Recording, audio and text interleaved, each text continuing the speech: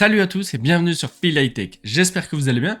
Aujourd'hui on se retrouve pour une nouvelle vidéo de présentation d'un des derniers produits que j'ai reçus de la part de Nodon. Donc c'est leur interrupteur sans fil et sans pile connecté en Zigbee. On verra les différentes intégrations, la configuration, ce qu'il est possible de faire avec. Avant toute chose, comme à l'habitude, je vous invite à liker la vidéo, à vous abonner, à activer la petite cloche, bref, à faire tout le nécessaire par rapport à la vidéo. Et on se retrouve pour le déballage. Alors pour le déballage, je vais le faire comme ceci, tout simplement parce que dans la boîte, il n'y a absolument rien à part l'interrupteur.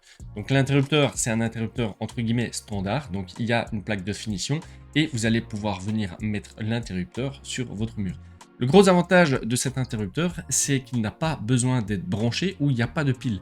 Ça fonctionne avec en fait un mouvement kinétique, donc il n'y a qu'une marque que je connaisse qui fonctionne comme ça, c'est la marque N-Ocean.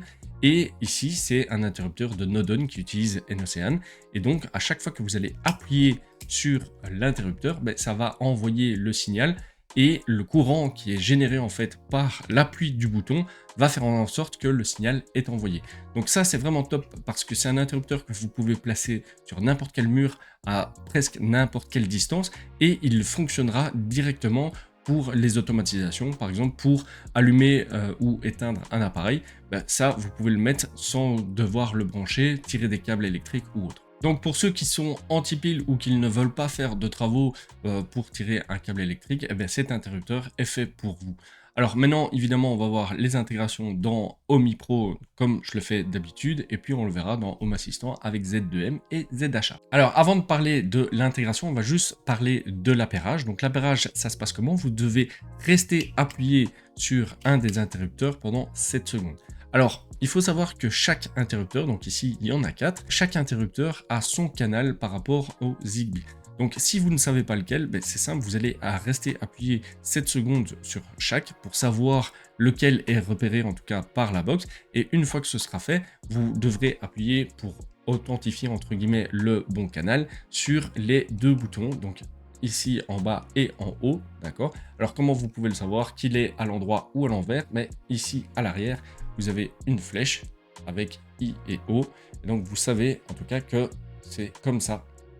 Il faudra verrouiller entre guillemets le signal. De toute façon, tout ça est repris évidemment dans la documentation.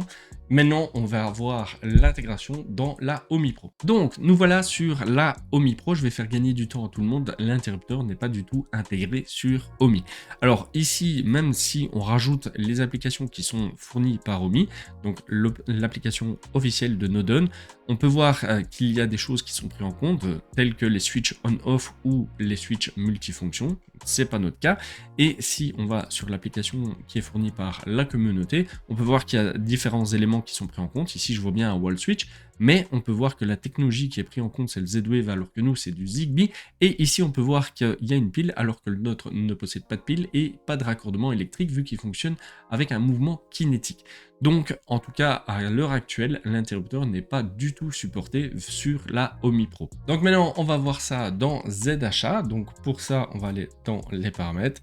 Appareil et service, on fait ajouter une intégration, ajouter un appareil Zigbee et on va rester appuyé sur les différents interrupteurs pendant 7 secondes. Donc là, je reste appuyé sur le premier, je vais appuyer sur le deuxième, j'appuie sur le troisième, j'appuie sur le quatrième. Donc là, on peut voir en tout cas que j'ai appuyé à chaque fois 7 secondes sur les 4 boutons et on peut voir en tout cas que ZHA ne me l'a pas retrouvé. Donc on va tester maintenant sur Z2M. On va voir ça donc dans Z2M. Donc encore une fois, ici, je suis sur Zigbee to MQTT. On va faire activer l'appairage, on va prendre notre interrupteur et on va chaque fois rester appuyé 7 secondes sur un interrupteur pour voir quel canal fonctionne.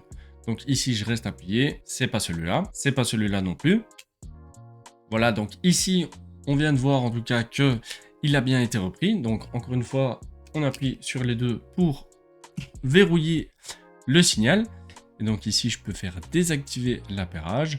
Donc ici, si je vais dedans, on peut voir en tout cas qu'il n'y a absolument rien d'explosé. Par contre, si je vais dans mon journal et que je reprends mon interrupteur, si j'appuie, on va le prendre dans le bon sens, si j'appuie dessus, voilà, ici on peut voir en tout cas que ça a bien été pressé pour le 1, pour le 2, pour le 3, et pour le 4. À partir de ce moment-là, vous pouvez évidemment faire des automatisations.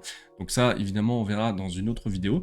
Mais donc, vous pouvez mettre, par exemple, une automatisation, comme quoi, si vous appuyez sur le 1, ça allume la lumière, vous appuyez sur le 2, ça l'éteint, le 3, ça va faire autre chose, et ainsi de suite. Donc ça, évidemment, vous êtes libre de faire les automatisations que vous le souhaitez. Mais en tout cas, dans Z2M, il est bien intégré. Voilà tout donc pour la vidéo de présentation concernant l'interrupteur connecté sans fil et sans pile de Nodon. Alors, on a pu voir en tout cas que l'intégration n'est pas du tout correcte par rapport à Omi ou ZHA, mais sur Z2M, il n'y a eu aucun souci et donc on peut déjà l'utiliser dans de l'automatisation. Donc évidemment, c'est en fonction du système d'exploitation que vous utilisez que vous pourrez ou non faire votre idée par rapport à cet interrupteur.